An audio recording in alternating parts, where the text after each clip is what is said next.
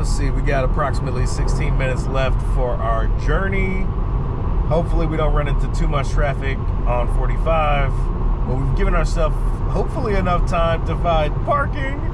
It might get a little hairy, but all right, what are we gonna talk about? What are we gonna talk about? Just uploaded my 20th Uber ride video. That could be considered mildly controversial, as that guy had incredible EDS. For those that aren't familiar, EDS is Elon Derangement Syndrome. Just hates the man, the myth, the legend of Elon Musk. Now, I'm not saying we're all human. We're all complex creatures. We all do good things. We all do bad things. We all have moments of indecision or angst or anger. We're flawed creatures in general. So I try not to pass judgment or, get up on my high horse and be holier than thou, right? Obviously, Elon Musk is the world's richest man. He's accomplished quite a bit. There is a lot of respect I have for Elon Musk, but that doesn't make him infallible. And I can relate to some of the animosity that he may have garnered with various different people, not just across the nation, but across the world. I understand it. I don't have to agree with it, but I understand. So there's no point in arguing with individuals like that. And, it's easier to just let the technology speak for itself, right? I get why they feel a certain way, but you really have to take the emotion out and see the opportunity that Elon is giving the world. Not just with Tesla, but with SpaceX and Neuralink and even the Boring Company. That's going to prove invaluable, I believe. Maybe even if it's not on this planet, if you get my drift. So we all can be assholes at times. I can't say that I've gone my 40 years of life and never been an asshole to somebody. So, to say that someone's an asshole and make it seem like you've never been, it is hilarious to me, right? So it's like, I'm not going to argue that. Like, I can't argue that. Is typically my response to EDS is I can't argue that. I can't argue with that. It seems to placate these individuals and doesn't put me at odds. I mean, if I'm Ubering, I'm delivering a service to these individuals. And at the beginning of my 20th Uber ride, the first thing he mentioned to me was, man, I almost canceled this ride because it's a Tesla. Yeah, he didn't. But the fact that the thought crossed his mind is kind of, in my personal opinion, ridiculous. So, we all have different levels. Like, some people might have a visceral reaction or just a natural born reaction to want to defend Elon or just pile on. I wouldn't consider what I did piling on, but I definitely wasn't trying to defend it. So I can see how some people might be like, you're not an Elon fan. And I was like, well, he's not the Houston Texans. I'm not supposed to be a big fan, right? I love Tesla. I love the products. But the man is going to come and go. It's like, I love JJ Watt, right? He was a Texan forever, but then he became a Cardinal. It's not the man that I'm a fan of, although he's, while he's playing on the team, it's good. But if he leaves, that doesn't mean I'm going to stop being a fan of the Texans, And JJ Watt will always be a Texan. He's an honorary Texan of the state with all the work he did when we had the natural disasters or whatever. He won the Walter Payton Man of the Year because of what he did for the great city of Houston, Texas. He'll always be remembered for that. And if I like him or don't like him, I bet he doesn't give two shits. Same with Elon Musk. I may not like everything Elon does, but does he care? Should he care? If he cares about what I think, we've got bigger problems. So, I mean, it's my opinion. I can have it. I can do whatever the I want with it. But I, just like the people that sit in the back of my Uber, I can't tell them how to think. I can just show them the technology, and be done with it. They can either continue unnecessarily hating Elon Musk, or who knows, they might be like, yeah, this is actually worth, despite my EDS, this is actually worth owning. If you can't see the value in a car that drives itself, I don't know what to tell you. Like, do people have to tell you when the sun comes up or when the stars are out? Like, it should be obvious, but for some people, I guess it's not. Something is blocking their ability to see opportunity, so to speak. All right, but there's going to be plenty of these Uber rides where I'm just not going to leap to the defense of Elon. He doesn't need me to defend him. He doesn't need me to change these guys' minds. FSD will be the game changer that changes the way everybody thinks about transportation. That's where we need to be. So, you know, I feel obligated to give that caveat. Growing up, the only one individual that I could say I had, like, I guess it was my first real source of fandom, right? I mean, I was a big fan of Dragon Ball Z, but if I saw Goku on the street, I don't think I would have, you know, freaked out. Maybe because Saiyans were real, I don't know. But Shaquille O'Neal, when I was a preteen, the man was breaking backboards in high school and college, right? Like, it's like crazy type stuff that, you know, nobody would have believed any human could do. And that's kind of how I equate to Elon Musk, doing things that humans just don't on an everyday basis do. One is physical, one is mental, essentially. And I guess the toll of being an engineer can be physical, and the mental anxiety of being able to post up and dominate the paint, there's some mental, but I think you get the point. What really set these two giants of their fields apart, one is physical, one is mental.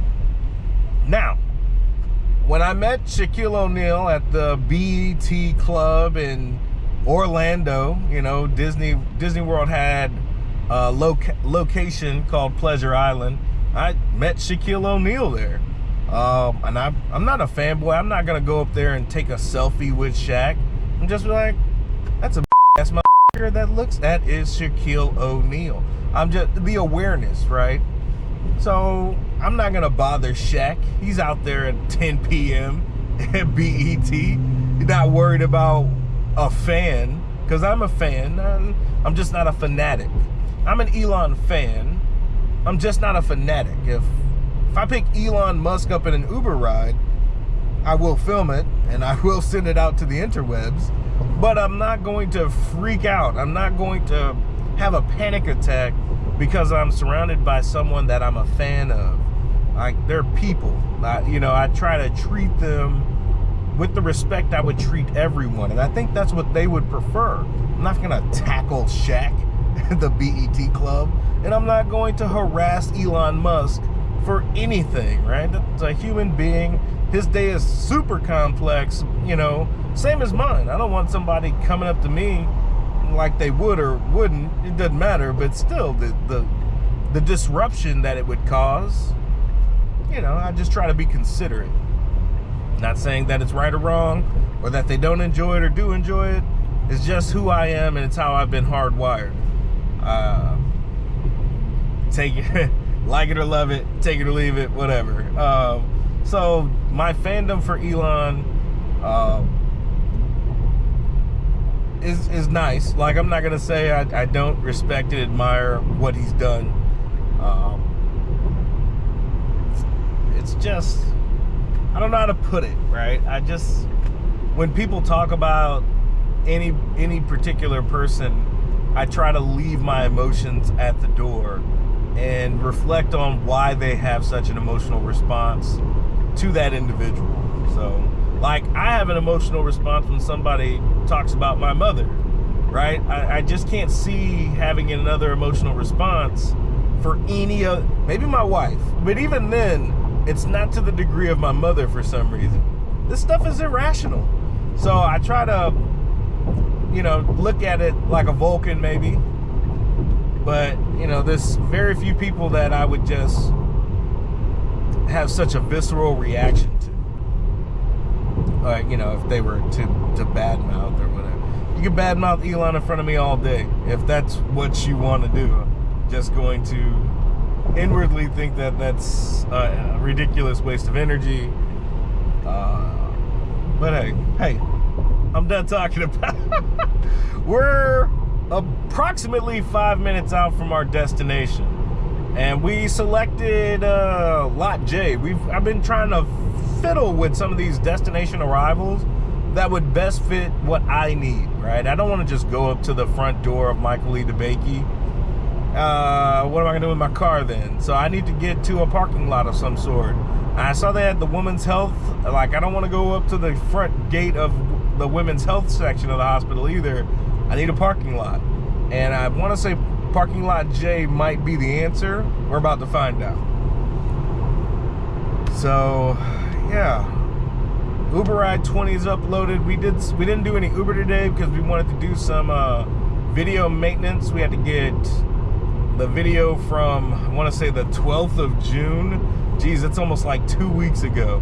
But, you know, that's where these videos are coming from. My upload is slow, to say the least. But I just want to document it, catalog every one of my Uber rides. So I took all the video from June 12th. I want to say there was about 5 rides or so. One of them did not get the camera looking out to the road. That camera ended up running out of juice because I didn't have it connected to the car properly. It's a very sensitive connection that I've got going on to the camera that looks out here, right? You got the new USB-Cs or whatever, and trying to figure out the universal connection, and, you know, it's very loose back there. You don't want to hear about all my first world woes. Let's just say I periodically make sure that it's plugged in and not pulled out. And we get riders coming in and out of there all the time, right? So, you know, as they're leaving, they might hit it with their bag, or, you know, they might knee it or something. I have a feeling I'm going to go through a lot of those converters, right? I might actually go through a lot of those cables, because I imagine a few of them will get bent. But this is what we go through when we're trying to catalog technology advancement. This video is going to be weird. First half of the video is just Alexander's space, and then the second half is me trying to, oh wow, what do you see? What do you see, car? This F-150 like has a bridle train on it. I don't know what the that is. All right. Let's see where our vehicle takes us.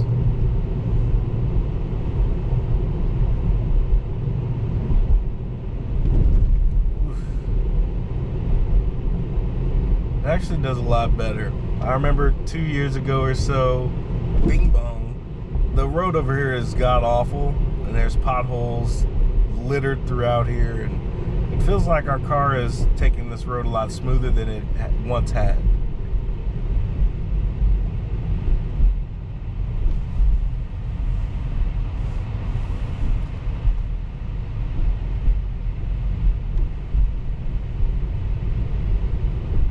Truth be told, I would like to go to the parking lot that is connected to Alameda. So, you know, Michael E. Debakey has a section on Alameda, and if you make an immediate right after taking that entrance, you'll reach a fresh parking lot or so. I was hoping that was parking lot J, but something tells me it probably is not.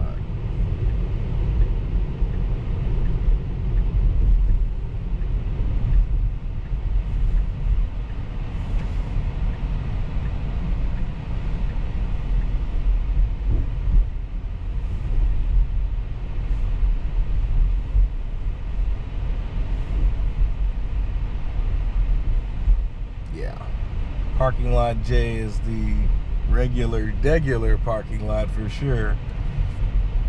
which is nice. I mean, once the construction clears up, that is like the main VA patient parking. So where the pin mark is, where I can see where parking lot J is, that is the main parking lot.